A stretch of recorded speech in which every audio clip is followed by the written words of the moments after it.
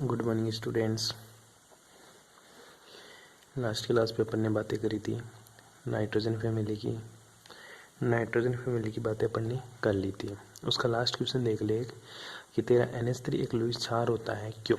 ये क्वेश्चन बार बार पूछा हुआ है कि NH3 एक लुईस क्षार होता है क्यों। ध्यान देना बेटा, क्योंकि NH3 लुईस क्षार होता है, इसका मोटा सा आंसर है क्योंकि गुरुजी नाइट्रोजन के पास क्या है, लोन पेयर है। नाइट्रोजन के पास क्या तेरे, लोन पेयर, इसलिए तेरा अमोनिया क्या होता है, लुईस क्षार होता है। पढ़ लिया था ये बात अपन ने, ठीक है। अब जो बात करते हैं अपन, ये तेरा यहाँ तक ही तेरा क्या है अपने सिलेबस में, उसके आगे की चीज़ तेरे सिलेबस से हटा दी। अब अपन जो बात करेंगे वो बात करेंगे वर्ग समूह 16 के तत्व, ठीक है, ग्रुप 16, ठीक है। ग्रुप 16 की बात करेंगे। ग्रुप 15 में केवल आपके सिलेबस में यहाँ तक है, इसके आगे की चीज़ें आपके सिलेबस से हटा दी गई है। तो प्लीज़ अगर जो बच्चा इंटरेस्टेड है पढ़ने में वो आगे की चीज़ नोट्स कर सकता है। अगर किसी को नहीं करना, केवल सिलेबस पढ़ना है, वो यहाँ तक का पढ़ सकता है। मैं मानता हूँ यहाँ तक ही आपको करना चाहिए क्योंकि आपके सिलेबस में इतना ही है, ठीक है। अब ग्रुप 16 की बात करते हैं। ग्रुप 16 को कौन सी फैमिली बोलते हैं अपन, ऑक्सीजन वाली फैमिली, ठीक है। ऑक्सीजन से शुरू होता है तेरा, ठीक है। ऑक्सीजन से पहले समझ ले, ओ सावधानी से टिपो, ओ सावधानी से टिपो, ये तेरे ग्रुप 16 के एलिमेंट्स है। सिंपल सी बात है, इसके नोट्स मैं आपको प्रोवाइड करवा दूंगा। जो ग्रुप 16 के तत्व है, इसका जो पहला एलिमेंट होता है इसको तू क्या बोलता है, ऑक्सीजन। नाम पता होना चाहिए, क्या बोलेगा, ऑक्सीजन। जो दूसरा एलिमेंट्स होता है इसी एलिमेंट्स का, उसको तू बोलता है सीलियम। क्या बोलेगा उसको, सीलियम, ठीक है। ध्यान दीजिए, सेलेनियम बोलते हैं, सेलेनियम भी बोल सकते हैं इसको, सेलेनियम, सेलेनियम, ठीक है, सेलेनियम बोलते हैं वैसे इसको। पहला तो सॉरी उल्टा हो गया, ऑक्सीजन एस है तेरा, सल्फर है, ठीक है। वो सावधानी से टिपो, पहला तो तेरा ऑक्सीजन, दूसरा क्या होता है तेरा, सल्फर, ठीक है। और जो तीसरा होता है वो होता है तेरा सेलेनियम, सेलेनियम, ठीक है बेटा जी। जो सातवां, जो ये इसके बाद में चौथा जो एलिमेंट्स होता है Te, ठीक है, इसको क्या बोलते हैं, टेलुनियम, टेलुरियम, ठीक है। इसी तरह जो तेरा PO होता है, ठीक है, इसको बोलेंगे पोलोनियम, पोलोनियम, ठीक है। प्रकृति में कैसे मिलते हैं कैसे नहीं मिलते हैं ये अपन इसके बारे में देखेंगे। इन तत्वों को कभी कभी क्या बोलते हैं, कैल्कोजोन समूह भी बोलते हैं इनको। कौन सा समूह बोलते हैं, कैल्कोजोन, ठीक है। कैल्कोजोन समूह भी इनको बोला करते हैं कभी कभी। ऐसा बोलने का रीजन है, ऑक्सीजन, सल्फर, सेलेनियम, टेलुरियम और पोलोनियम, इनको कौन सा एलिमेंट बोलते हैं अपन गुरुजी, इनको एलिमेंट्स बोलते हैं अपन कैल्कोजोन। कौन सा, कैल्कोजोन। कैल्कोजोन बोलने का रीजन है क्योंकि ये तत्व है ना, धातु खनिज ऑक्साइड या सल्फाइड के रूप में प्राप्त होते हैं। ये सारे के सारे किसके रूप में मिलते हैं, या तो गुरुजी ऑक्साइड, ठीक है, या फिर सल्फाइड, ठीक है। या तो ये मेरे को ऑक्साइड के रूप में मिलेंगे या फिर किसके रूप में, सल्फाइड के रूप में प्राप्त होते हैं, ठीक है। इसलिए इनको कौन सा समूह बोलते हैं, इनको कैल्कोजन भी बोलते हैं। आई बात समझ में, अगर कोई दिक्कत यहाँ तक। ये जो वर्ड है ना कैल्कुलेजन, ये कौन सा वर्ड है, ये तेरा ग्रीक वर्ड होता है। कौन सा वर्ड होता है, ये तेरा ग्रीक वर्ड होता है। आई बात समझ में, इतना सा ध्यान रखना आपको कि जो ऑक्सीजन फैमिली होता है इनको क्या बोलते हैं अपन, ठीक है। पहली बात तो ऑक्सीजन, सल्फर, सेलेनियम, टेलुनियम और पोलोनियम इसके नाम होता है। इनको कैल्कुलेजन भी बोलते हैं, क्यों, क्योंकि ये सारे के सारे एलिमेंट धातु ऑक्साइड या धातु सल्फाइड के रूप में पाए जाते हैं। आई बात समझ में। इनको चाल्कोजन फैमिली भी बोलते हैं, ठीक है। अब देख, जो चाल्कोजन होते हैं ये लिखने में कैल्कुलेजन है, ये चाल्कोजन भी बोल सकते हैं, ठीक है। चाल्कोजन एलिमेंट्स के नाम से बोलते हैं। अब देख, उपलब्धता कहाँ कहाँ मिलते हैं, ठीक है। उपलब्धता सिंपल सी है, पृथ्वी में कहाँ मिलते हैं, कैसे मिलते हैं, वो चीज़ें आपको याद करनी है। ऑक्सीजन एनवायरनमेंट में कितनी पाई जाती है, ये आयतन के रूप में ऑक्सीजन एनवायरनमेंट में 20.94% पाई जाती है, मतलब 21% के रूप में पाई जाती है अपने एनवायरनमेंट के अंदर। ये तेरे को ध्यान में रखना। द्रव्यमान का, ठीक है, 46.64% है। ये तो आयतन के रूप में, ठीक है, ये द्रव्यमान के रूप में अपनी धरती पर ऑक्सीजन पाई जाती है। अगर द्रव्यमान के रूप में बात करूँ तो तेरी ऑक्सीजन 46.64% पाई जाती है। अगर आयतन के रूप में बात करूँ तो तेरी ऑक्सीजन 20.94% पाई जाती है, ठीक है।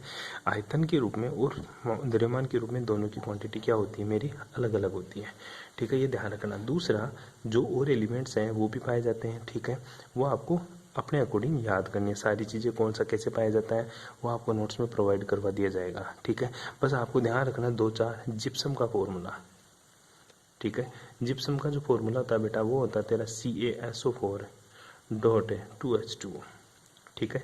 ये जिप्सम का फॉर्मूला होता है, तेरे को याद रखना। इसी तरह तेरा एप्सम साल्ट क्या होता है, एप्सम जो साल्ट होता है उसका फॉर्मूला क्या होता है तेरा MgSO4.7H2। ये तेरा एप्सम साल्ट का फॉर्मूला होता है। पूछ लेता बेराइट क्या होता है मेरा, ठीक है, बेराइट होता है बेटा BaSO4। ध्यान देना, जो उपलब्धता है, अवेलेबिलिटी है, ठीक है, ये इसमें से क्वेश्चन यही बनता है कि जिप्सम का फॉर्मूला क्या है, एप्सम का फॉर्मूला क्या है, बेराइट का फॉर्मूला क्या है, गैलेना का फॉर्मूला क्या है, जिंक ब्लेंड का फॉर्मूला क्या है, ठीक है। जिंक ब्लेंड का जो फॉर्मूला होता है वो ZNS होता है तेरा। इसी तरह तेरे को पूछ लेगा कॉपर पायरेटीज क्या है, ठीक है, कॉपर पायरेटीज। तो कॉपर पायरेटीज का भी आपको फॉर्मूला याद करना, CuFeS2 का इसका फॉर्मूला होता है। इस तरह से ये चीज़ें आपसे पूछ लेता है बेटा जी, ठीक है। कौन सी चीज़ कैसे पाई जाती है वो आप आसानी से देख सकते हो, किसमें आपको नोट्स में मिल जाएगा, ठीक है, या फिर आप बुक से पढ़ सकते हो। आई बात समझ में। इससे कोई क्वेश्चन नहीं पूछता, इससे डायरेक्ट आपको सिर्फ एक फॉर्मूला पूछेगा कि कौन से का क्या फॉर्मूला है, ठीक है बेटा, आप पढ़ लेना आसानी से। बात आती है इलेक्ट्रॉनिक विन्यास, अपना चैप्टर यहाँ से स्टार्ट होता है, ठीक है। इलेक्ट्रॉनिक विन्यास, इलेक्ट्रॉनिक विन्यास की बात करूँ तो तेरा सबसे पहले ऑक्सीजन, फिर तेरा सल्फर, फिर तेरा सेलेनियम, फिर टेलूरियम, फिर तेरा पोलोनियम, ठीक है। इलेक्ट्रॉनिक कॉन्फ़िगरेशन की बात करें तो ऑक्सीजन का आउटर मोस्ट का जो इलेक्ट्रॉनिक कॉन्फ़िगरेशन होता है उसको तो क्या लिख सकता है, जैसे 1s2, 2s2, 2p, क्योंकि ऑक्सीजन कितने नंबर पे आता है, 8 नंबर पे, 2p4, ठीक है। नाइट्रोजन कितने नंबर पे आता है, 7 नंबर पे। ऑक्सीजन कितने नंबर पे, 8 नंबर पे। तो इसको इलेक्ट्रॉनिक कॉन्फ़िगरेशन को तो ऐसा भी तो लिख सकता ना कि हीलियम का 2 होता है गुरुजी, उसके बाद में मैं लिख दूँ 2s2, 2p4, ठीक है। आई बात समझ में। ऐसे आपको इलेक्ट्रॉनिक कॉन्फ़िगरेशन लिखना है। इसीलिए सल्फर का तो क्या लिख सकता है, नियोन के बेस में लिख सकता है सल्फर का कि नियोन गुरुजी 8 तो नियोन का जाएगा, उसके बाद में 2s2, 3s2, 3p4। आगे ध्यान रखना यहाँ पे फिर से तेरा 4d वो 3d ऑर्बिटल खाली शुरू हो गया। सेलेनियम की बात करेंगे तो सेलेनियम का जो इलेक्ट्रॉनिक कॉन्फ़िगरेशन आपको देखने के लिए मिलेगा वो मिलेगा बेटा हीना नीना अगर कर आर्गन, ठीक है। फिर क्या हो जाएगा, वही 4s2 वाला, ठीक है। 3 के बाद में क्या आ जाएगा, वो आएगा 4s2, मतलब 4d10 तो होगा यहाँ पे, ठीक है। क्या होगा तेरा 4d10, 4s2, 3d10 sorry, 3d10, 4s2 और 4p4। इसी तरह हीना नीना अगर कर क्रोप्टोन क्या आ जाएगा 4d10, 5s2, 5p4, ठीक है। इसी तरह जीनोन आ जाएगा लास्ट में, और इसका इलेक्ट्रॉनिक कॉन्फ़िगरेशन लास्ट वाला तो लिख लेना, ये लास्ट वाला याद रखना अपन को 6s2, 6p4। बस ये इलेक्ट्रॉनिक कॉन्फ़िगरेशन आपको पता होना चाहिए कि इनका इलेक्ट्रॉनिक कॉन्फ़िगरेशन क्या होता है। आई बात समझ में। नेक्स्ट जो बात करते हैं बेटा जी अब अपन वो बात करते हैं अपना नेक्स्ट टॉपिक के ऊपर।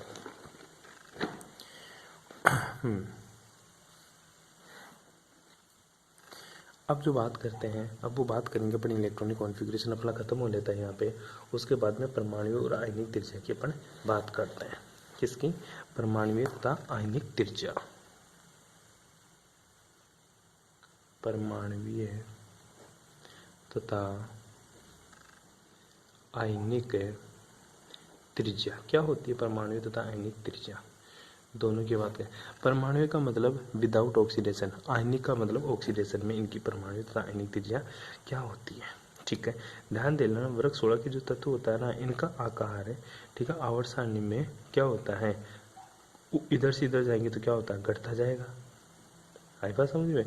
वर्ग में ऊपर से नीचे जाएंगे तो आकार बढ़ता है, क्यों, क्योंकि गुरुजी कोषों की संख्या बढ़ती है। फॉर एग्जाम्पल मैं बात करूँ, ओ सावधानी से टिपो, ठीक है, तो ध्यान देना बेटा, ऊपर से नीचे जा रहा हूँ तो इसका जो आकार है साइज बढ़ता है, इसलिए साइज बढ़ेगा तो इसकी एटॉमिक रेडियस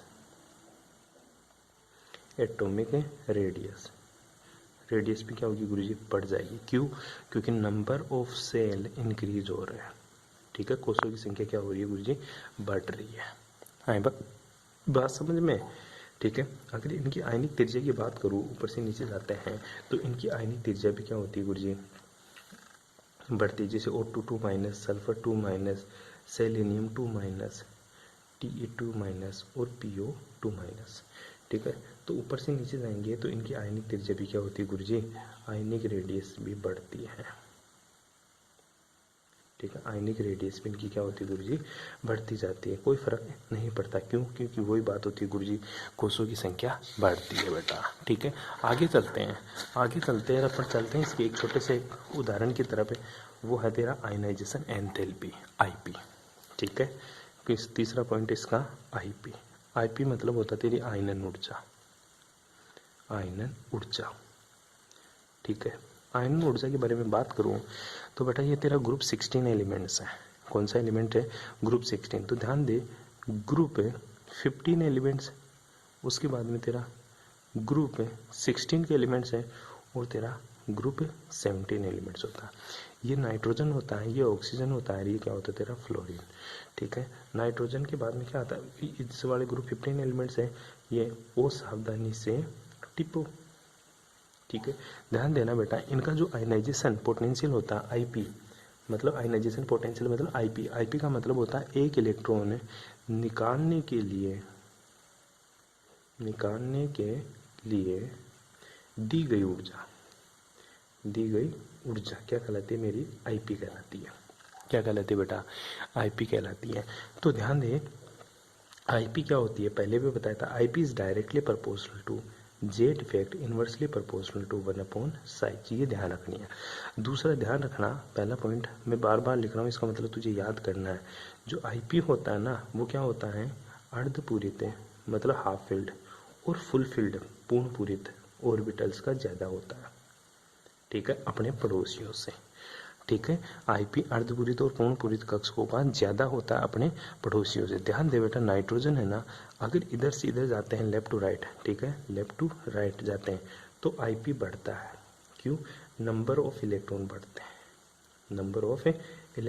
हैं। तो ध्यान देना, आईपी इसका ऐसे होना चाहिए था, लेकिन ध्यान देना बेटा, नाइट्रोजन फैमिली का आईपी ज़्यादा होता है, क्योंकि ये नाइट्रोजन परिवार क्या होता है मेरा, अर्धपूरित होता है।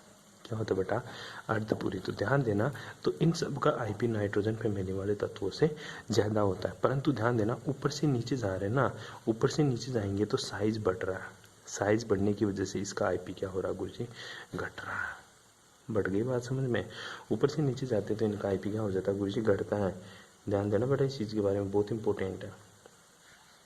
ठीक है, ये आपके ध्यान रखना है। यहाँ से एक छोटा सा क्वेश्चन क्या बनता है, क्वेश्चन ये बनता है कि जो ग्रुप 14 है मेरा, ग्रुप 14 का आईपी ग्रुप 16 से, सॉरी ग्रुप 15 है, सॉरी ग्रुप 15 का आईपी ग्रुप 16 से ज़्यादा होता है। क्यों ज़्यादा होता है, क्यों, क्योंकि एक ये आंसर लिखेगा, हाफ फिल्ड कॉन्फ़िगरेशन के कारण, अर्धपूरित विन्यास के कारण। ठीक है, ये छोटा सा क्वेश्चन बनता है आपका, जो आपको याद रखना है। उसके बाद में आईपी के बाद में इसके तीसरे पॉइंट की बात करूँ, वो है बेटा तेरी इलेक्ट्रॉन लब्धि एंथैल्पी।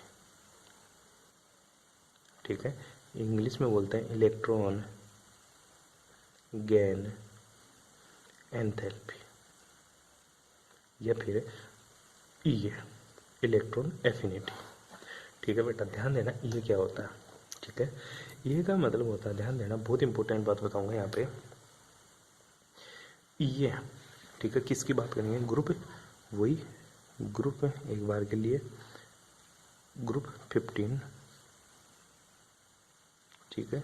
इसी तरह ग्रुप 13 16 और ग्रुप 13 17, ठीक है। अब जो आईपी है ये नाइट्रोजन पे मिली है, ये ऑक्सीजन पे मिली है, फ्लोरीन पे मिली है। तेरे को आईपी की बात करनी है। अब मैं बात बताऊं बेटा जी, ध्यान देना, जो आयनाइजेशन पोटेंशियल ये होता है, सॉरी, इलेक्ट्रॉन एफिनिटी होती है, ये डायरेक्टली प्रोपोर्शनल होती है तेरी जेड इफेक्ट, इन्वर्सली प्रोपोर्शनल होती है 1 अपॉन साइज, ठीक है। इसी तरह ई ए हो ना, वो क्या होती है गुरुजी, अर्धपूरित, अर्धपूरित और पूर्णपूरित, अर्धपूरित और पूर्णपूरित कक्षकों की कम होती है, कम होती है, मतलब कम नेगेटिव होती है। और यहाँ पे क्या होती है गुरुजी, ज़्यादा होती है। बस ये बात आपको ध्यान में रखना। जो इलेक्ट्रॉन गेन एंथैल्पी होती है ना, ये कौन सा प्रोसेस होता है, ये एक्सोथर्मिक प्रोसेस होता है, मतलब ऊर्जा रिलीज होती है, ठीक है। जो आयनाइजेशन पोटेंशियल होता है बेटा आईपी, ठीक है, आईपी, ये कौन सा प्रोसेस होता है तेरा, ये एंडोथर्मिक प्रोसेस होता है, मतलब एनर्जी रिक्वायर्ड होती है। यहाँ पे इलेक्ट्रॉन निकालने के लिए एनर्जी दी जाती है, मतलब इलेक्ट्रॉन निकालने के लिए एनर्जी देनी पड़ती है। यहाँ पे क्या होता है, यहाँ पे ये का मतलब होता है इलेक्ट्रॉन लब्धि एंथैल्पी, इलेक्ट्रॉन गेन एंथैल्पी, मतलब एक इलेक्ट्रॉन को जोड़ना है भाई, यहाँ तो निकाल रहे थे, यहाँ पे इलेक्ट्रॉन को क्या करना होता है, जोड़ना होता है। तो इलेक्ट्रॉन तभी जुड़ेगा जब वो अपनी एनर्जी रिलीज करे, जब वो अपनी एनर्जी क्या करे, रिलीज करे। इसलिए यहाँ पे ये हमेशा नकारात्मक होता है और यहाँ पे आयनन ऊर्जा हमेशा क्या होती है बेटा, धनात्मक होती है। आई बात समझ में, ठीक है। इलेक्ट्रॉन गेन एंथैल्पी का मतलब होता है इलेक्ट्रॉन जोड़ने के लिए, इलेक्ट्रॉन जोड़ने के लिए उत्सर्जित ऊर्जा, ठीक है, इलेक्ट्रॉन जोड़ने के लिए उत्सर्जित ऊर्जा। तो ये क्या होती है तेरी, ऋणात्मक होती है। अर्धपूरित और पूर्णपूरित कक्षकों की ये कम होती है, इसका मतलब ये होता है अर्धपूरित और पूर्णपूरित कक्षकों का जो इलेक्ट्रॉन गेन एंथैल्पी है उसका मान कम ऋणात्मक होता है। इस लाइन को ढंग से पकड़ना बेटा, ठीक है, ये ध्यान में रखना। अब ध्यान देना, इसका ये क्या होता है, कम होगा, और ऑक्सीजन का ये क्या होगा, ज़्यादा होगा। इस तरह से ये बढ़ता है, इसका तो ये क्या होगा, कम। ओ सावधानी से टिपो। अब ध्यान देना बेटा, ऊपर से नीचे जाते हैं तो गुरुजी मेरी क्या है, साइज बढ़ रही है, तो ये का मान क्या होना चाहिए गुरुजी, कम होना चाहिए।